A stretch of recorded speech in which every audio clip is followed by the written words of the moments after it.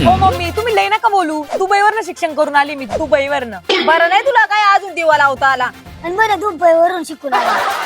अगं अरुणा, मी लोनचं स्टेटमेंट मागवलं होतं. अगं त्याची काय अपडेट आली नाही, SMS नाही आला. हे बघा दुबईवरून शिकून आली म्हणती, तिला विचारा की. अहो मला एक सांगा, तुम्ही ज्या नंबरवर अपडेट मिळवताय तोच नंबर वापरत आहात ना आता पण? नाही ग, मी मोबाईल नंबर बदलला होता आता एवढंच. बघितलं ना, इथेच चूक केली ना तुम्ही. जर लेंडरच्या रेकॉर्ड मध्ये जर तुमचा जुना नंबर असेल तर कसे अपडेट येणार? मग इम्पॉर्टंट अलर्ट सुद्धा मिस होणार ना. का हो तुम्हाला अपडेट नाही करता आला? अगं विसरलोच ग मी.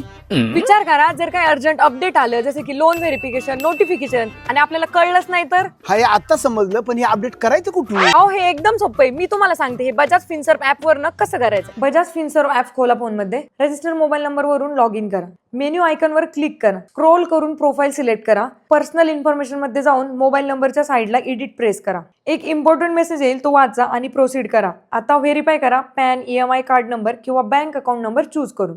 आता नवीन मोबाईल नंबर टाका आणि सबमिट करा. आणि आता एक OTP येईल, तो व्हेरीफाय करा. झालं.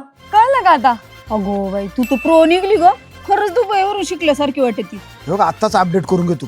लक्षात ठेवा, मोबाईल नंबर बदलला की लेंडरला सांगणं खूप महत्वाचं असतं, नाहीतर इम्पॉर्टंट अपडेट्स मिस होतात.